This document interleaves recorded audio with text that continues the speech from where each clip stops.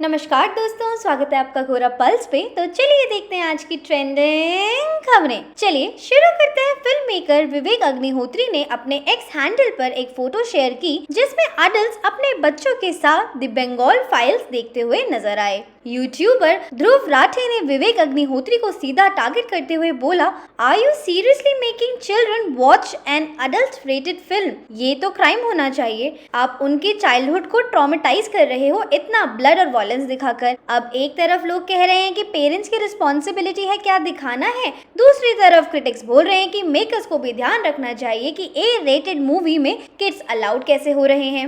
Movie finally अब release हो रही है कोलकाता में। मेकर्स ने पहले क्लेम किया था कि फिल्म पे एक अनऑफिशियल बैन लगा हुआ है बंगाल में, लेकिन अब बाय इनवाइट ओनली स्क्रीनिंग के थ्रू प्रीमियर हो रहा है। अब देखते हैं बिग बॉस 19 का पहला इवेक्शन। घर से बाहर गई है नटालिया। डिस्पाइट अपनी इंटरनेशनल फेम, ऑडियंस वोट्स ने उनका साथ नहीं दिया और उनको सबसे कम वोट्स मिले। लेकिन ट्विस्ट यहीं पे खत्म नहीं हुआ। रूमर्स ये भी कह रहे हैं कि इस वीकेंड का वार एक डबल एलिमिनेशन होगा जिसमें नगमा भी घर से बाहर हो सकती हैं। रिपोर्टर्स के हिसाब से वोटिंग ट्रेंड में नगमा 3rd पोजीशन पे थी, जबकि आवेश दरबार सेफ है नंबर 1 स्पॉट पे और सलमान खान इस वीकेंड का वार होस्ट नहीं कर रहे, उनकी जगह आएंगी फराह खान। चलिए आगे बढ़ते हैं। अश्नीर ग्रोवर और सलमान खान के बीच टेंशन फिर से बढ़ गई है। अपने नए reality show rise and fall के प्रमोशन के दौरान अश्नीर ने एक ऐसा स्टेटमेंट दे दिया जो सीधा सलमान खान और बिग बॉस पर एक शेड लग रहा है। अश्नीर ने बोला, रियलिटी शोज कंटेस्टेंट्स के ऊपर होना चाहिए, ना कि वीकेंड सुपरस्टार के ऊपर। इंडिया में अनफॉर्चुनेटली एक ऐसा बड़ा शो है जहां सुपरस्टार कंटेस्टेंट से ज्यादा हाईलाइट हो जाता है। भाई आप सिर्फ वीकेंड पे आते हो लेकिन 24/7 ग्राइंड कंटेस्टेंट्स कर रहे होते हैं। उन्होंने और आगे कहा कि बैलेंस ऑफ पावर वापस कंटेस्टेंट्स के पास जाना चाहिए, मतलब जो कंटेंट कंटेस्टेंट्स निकालते हैं वही असली हाईलाइट होना चाहिए, ना कि वीकेंड पर आने वाले एक बिग स्टार की वजह से पूरा शो ओवरशैडो हो जाए। लोग अश्नीर को सपोर्ट कर रहे हैं और बोल के कि उन्होंने एक वैलिड पॉइंट रेज करा है। हालांकि सलमान खान के फैंस का कहना है उनके बिना तो बिग बॉस की टीआरपी ही गिर जाएगी। चलिए अब हम बात करते हैं पुरानी बॉलीवुड कंट्रोवर्सी की जो फिर से स्पॉटलाइट में आ गई है। फॉर्मर सीबीएफसी चेयरपर्सन पहलाज निहालनी ने एक शॉकिंग क्लेम किया कि फिल्म मेकर अनुराग कश्यप अपनी खुद की मूवीज लीक करते हैं पब्लिसिटी के लिए। पहलाज का कहना है कि उड़ता पंजाब के टाइम अनुराग कश्यप ने डेलिब्रेटली कंटेंट लीक करके कंट्रोवर्सी क्रिएट की ताकि फिल्म को हाइप मिल सके, क्योंकि रिलीज से कुछ दिन पहले मूवी को ज्यादा ट्रैक्शन नहीं मिल रहा था। उन्होंने ये भी बोला कि कश्यप का ये एक पैटर्न था, वीडियोस लीक करो, कंट्रोवर्सी बनाओ और फिर बस कैश करो। क्या ये सिर्फ पहलाज का पर्सनल ग्रज है या फिर अनुराग कश्यप वाकई ऐसे पब्लिसिटी स्टंट करते हैं? अब देखते हैं बॉलीवुड एक्ट्रेस दिशा पाटनी के बरेली वाले घर पर कल सुबह एक शॉकिंग इंसिडेंट हुआ। 2 सस्पेक्ट्स बाइक पर आए और उन्होंने घर पर 2 राउंड्स फायर किए और वहां से भाग गए। इस फायरिंग की रिस्पॉन्सिबिलिटी गोल्डी बरार गैंग ने ली है। उनका कहना है कि ये अटैक स्पिरिचुअल फिगर्स को डिसरिस्पेक्ट की वजह से किया गया। इंसिडेंट सुबह 4:30 बजे सिविल लाइंस एरिया में हुआ। उस टाइम दिशा मुंबई में थी, लेकिन घर के अंदर उनके फैमिली मेंबर्स प्रेजेंट थे। उनकी सिस्टर खुशबू जो एक फॉर्मर आर्मी ऑफिसर है, उनके फादर और उनकी मदर भी वहां थी। पुलिस को 2 एम्प्टी कार्ट्रिजेस साइट से मिले हैं और अब केस को क्राइम ब्रांच के हवाले कर दिया गया है।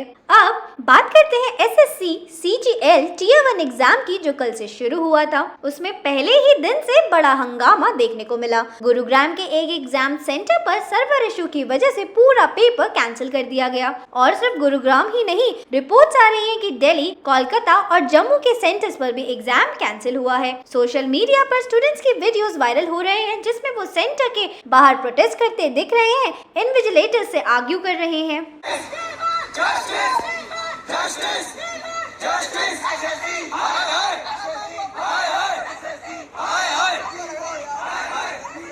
ये सब देखकर स्टूडेंट्स फ्रस्ट्रेटेड हो गए हैं, क्योंकि स्टूडेंट्स बहुत मेहनत करके आते हैं और इतनी बड़ी इरेगुलरिटीज से उनका करियर डायरेक्टली इफेक्ट होता है। एसएससी जैसे बड़े बोर्ड के एग्जाम्स में अगर इतने ग्लिचेस और कैंसलेशंस होंगे तो स्टूडेंट्स अपने फ्यूचर पे ट्रस्ट कैसे करेंगे।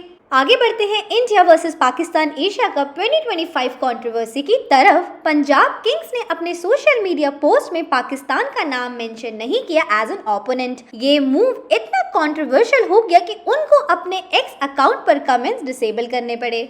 मैच के अगेंस्ट सुप्रीम कोर्ट तक पिटीशन गई थी कि मैच कैंसिल किया जाए, क्योंकि रीसेंट टेरर पहलगाम अटैक और ऑपरेशन सिंदूर में सोल्जर्स ने अपनी जान दी। उनका कहना था कि पाकिस्तान के साथ मैच खेलना उनके सैक्रिफाइस को इंसल्ट करने जैसा है और लोग भी इस बॉयकॉट के फेवर में नजर आ रहे हैं। चलिए आगे बढ़ते हैं एक विमेन जो दुबई शिफ्ट हुई थी फॉर बेटर अपॉर्चुनिटीज और बिगर पेचेक के लिए। उस विमेन ने कहा, मैं तब ज्यादा खुश थी जब बैंगलोर में सिर्फ 18,000 कमा रही थी। अपनी स्टोरी शेयर करते हुए उसने बताया कि बैंगलोर में जब उसकी पहली जॉब लगी थी 18,000 की सैलरी पर, तो उससे लगा कि वो दुनिया की सबसे अमीर लड़की है। लेकिन दुबई में डिस्पाइट अर्निंग वे मोर मनी, वो कह रही है कि उसको वो हैप्पीनेस नहीं मिली जो उसे 18,000 में मिलती थी। उसने एडमिट किया कि अब उसका मेंटल वेलबींग एक बड़ा क्वेश्चन बन गया है। आज ज्यादा कमा रही हूँ, दुबई में हूँ, बट उतनी खुश नहीं हूँ जितनी तब थी। सिर्फ 18,000 सैलरी थी मेरी बैंगलोर में, मेरी फर्स्ट जॉब। और जब मुझे अपनी फर्स्ट सैलरी मिली ना, मैं अपने आप को दुनिया की सबसे अमीर लड़की मानती थी, क्योंकि मैं अपने पीजी का रेंट दे देती थी, स्ट्रीट शॉपिंग कर लेती थी, भरपूर खाना मंगवाती थी ऑफिस की कैंटीन से, और हर हफ्ते क्लब भी चली जाती थी। उसके बाद भी 2-3 हजार बचा लेती थी मैं। ये बात रेजोनेट कर रही है बहुत सारे यंग प्रोफेशनल्स के साथ। एक एआई इंजीनियर ने लिखा कि उसने 25 साल की उम्र में 1 करोड़ नेट वर्थ अचीव कर लिया, पर उसको अंदर से खाली लगता है। आपको क्या लगता है, पैसा बड़ा फैक्टर है या मेंटल पीस? आज के लिए बस इतना ही। अगर वीडियो आपको पसंद आई हो तो लाइक करें और ऐसे ही ट्रेंडिंग और मसालेदार अपडेट्स के लिए चैनल को सब्सक्राइब करना मत भूलिएगा।